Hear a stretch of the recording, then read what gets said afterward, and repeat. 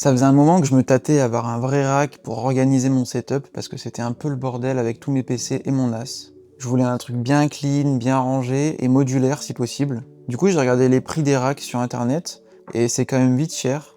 Du coup, j'ai cherché une autre approche. Comme j'ai une imprimante 3D, je me suis dit, est-ce qu'on pourrait pas imprimer un rack en 3D? Spoiler alerte, oui. En scrollant un peu, en cherchant, je suis tombé sur le projet Labrax. Alors, il y a plein de racks imprimables en 3D, mais le Labrax m'a convaincu et je vais vous expliquer pourquoi.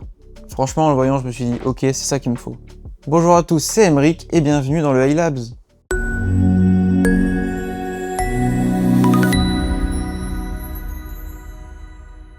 Alors Labrax, pour ceux qui ne connaissent pas, c'est un rack imprimable en 3D, super bien pensé, il y a plein de versions. Et moi je suis parti sur une version 10U. Alors un peu de vocabulaire avant de poursuivre, un U c'est une unité standard dans les racks. Ça correspond à 44,45 mm de hauteur, donc un rack 10U c'est environ 45 cm de hauteur. Chaque U possède 6 trous pour le fixer. Là on a vu la hauteur, mais il y a aussi la largeur à prendre en compte. D'habitude en entreprise, ce qu'on voit c'est plus des racks 19 pouces, donc c'est des racks qui sont 2 fois plus grands que ce que j'ai là, qui sont souvent aussi très hauts. On est plus aux alentours de 40 U en général. Mais pour moi, c'est beaucoup trop gros. Moi, j'ai juste un NAS, 2 mini PC, un switch à ranger dedans. Peut-être d'autres mini PC par la suite, mais voilà, j'ai pas besoin d'un énorme rack. Le rack 10 pouces, c'est pour moi le top.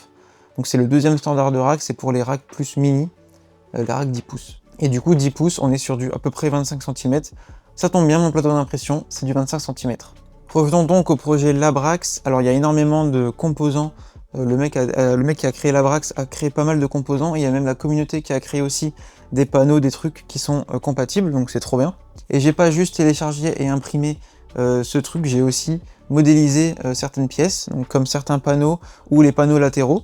Je vais vous faire une vidéo sur le sujet, sur comment j'ai modélisé ça sur Fusion 360, alors si ça vous intéresse, n'hésitez pas à vous abonner. Au niveau de l'impression 3D, ça s'est franchement super bien passé, j'ai pas eu de galère. Je me suis tapé un petit kiff en mettant certaines faces sur un plateau d'impression carbone, donc ça donne un effet sympa. Au niveau du matériel, du coup j'ai imprimé tout ça sur la Bambolab 1 qui est juste à côté de moi, que vous connaissez maintenant. Pour les armatures, j'ai fait ça en PETG HF de chez Sunlu, en mode noir, donc ça me permet en fait de résister un peu plus à la chaleur et au poids, donc je trouve ça cool pour une armature en fait. Et ensuite j'ai utilisé deux types de PLA, donc il y a du PLA Silk Black and Blue, de chez Sunlu aussi. Donc pour ceux qui connaissent pas, en fait c'est un filament où il y a une couche de black, une couche de blue, une couche de black, une couche de blue, comme ça à l'infini. Et donc du coup ça donne un effet vraiment sympa, et en fonction de où on regarde, on a des couleurs différentes. Et donc c'est vraiment cool. Donc j'ai fait ça pour le fond souvent. Et pour l'accentuation, j'ai utilisé du PLA Ice Blue Meta, de chez Sunlu aussi. Ça permet vraiment d'avoir un effet vraiment plus bleu pétant pour faire ressortir les trucs. Donc j'ai utilisé ça pour le logo et pour les contours de mes composants. Je trouve ça trop bien. D'ailleurs, si ces filaments vous intéressent, je vous mets les liens en description, ce sont des liens affiliés, donc merci à ceux qui y penseront. Et en termes de consommation de filaments, la version 5U prend moins de 1 kg. Si vous faites juste un seul filament, c'est moins d'1 kg, moins d'une bobine. Alors moi j'ai fait sur 3 filaments différents, donc du coup c'est un peu plus compliqué à dire. Et en plus il y a la version 10U, mais je pense que je suis à peu près à 1,5 kg de filaments en tout et pour tout. En comptant aussi les panneaux que j'ai fait pour les mini PC, les étagères. Côté timing, j'ai pas tout noté à la minute, je vous avoue, mais ça m'a pris bien 5 ou 6 soirées d'impression. Donc je lance une impression avant de dormir. Et une journée complète où j'ai vraiment lancé de 8h à minuit des impressions. Donc ça a pris pas mal de temps, mais finalement le temps on le voit pas passer parce qu'on construit le truc au fur et à mesure.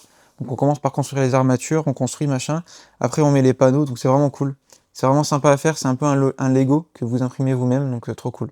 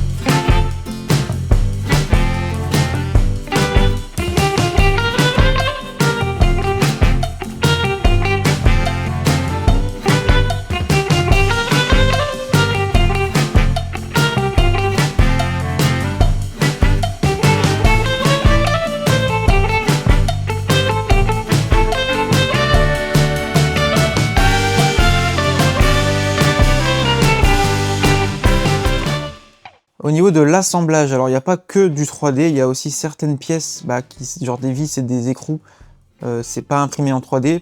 On pourrait, mais au moins là c'est vraiment plus résistant. Donc c'est du M6, donc c'est un truc assez classique en général. J'ai trouvé les vis et les boulons chez Brico Dépôt, vraiment en libre service, comme ça j'ai payé 3-4 € le lot de 500 vis là. C'est pas 500 mais j'abuse. Par contre ce que j'ai trouvé chez Brico Dépôt, c'est uniquement les vis qu'on tourne en fait je sais pas comment ça s'appelle, les boulons quoi.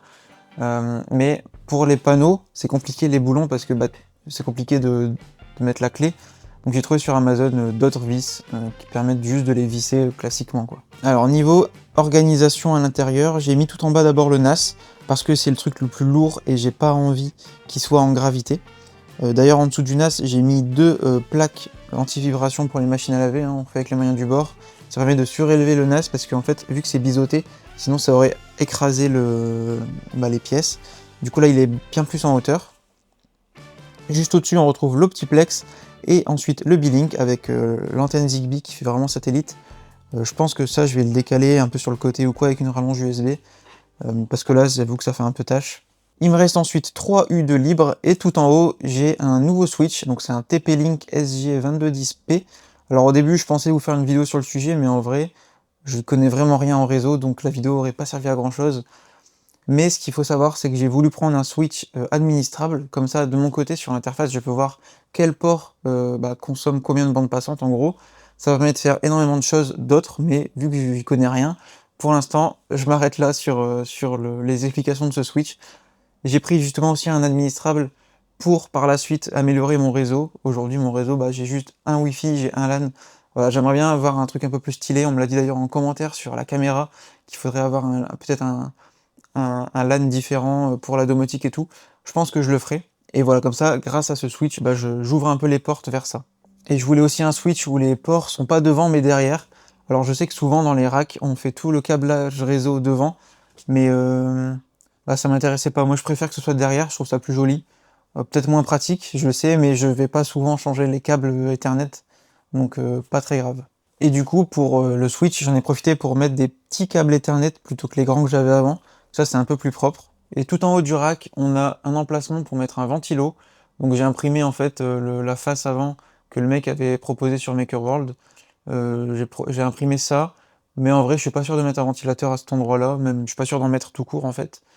Parce que du coup, tout est aéré sur les côtés et tout est en nid d'abeille, même derrière. Donc en fait, niveau flux d'air, je pense qu'on est bon, il n'y a pas besoin de mettre un ventilo en plus. D'ailleurs, dites-moi, vous pensez quoi? Est-ce que je devrais vraiment mettre un ventilo?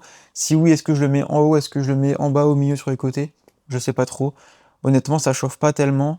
Peut-être l'Optiplex il chauffe un peu, mais sinon, à part ça, ça va quoi. Et tout est ouvert, donc je pense que ça va. Et voilà, je suis content maintenant de vous présenter mon rack, du coup, custom, avec le petit iLabs et tout sur les côtés. Je suis trop content du résultat, je le trouve trop beau.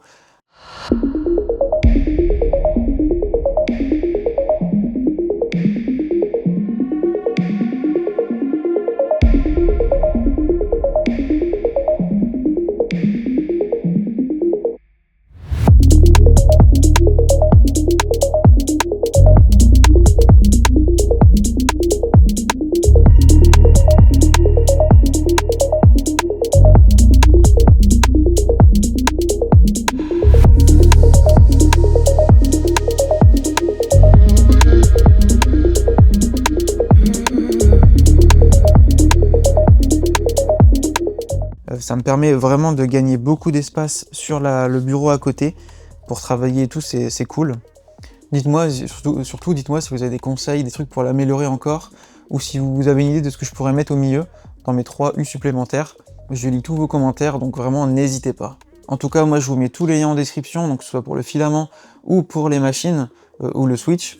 N'hésitez vraiment pas. Et du coup, restez attentifs parce que prochainement, il y aura une vidéo qui va sortir sur comment j'ai fait pour modéliser les panneaux latéraux.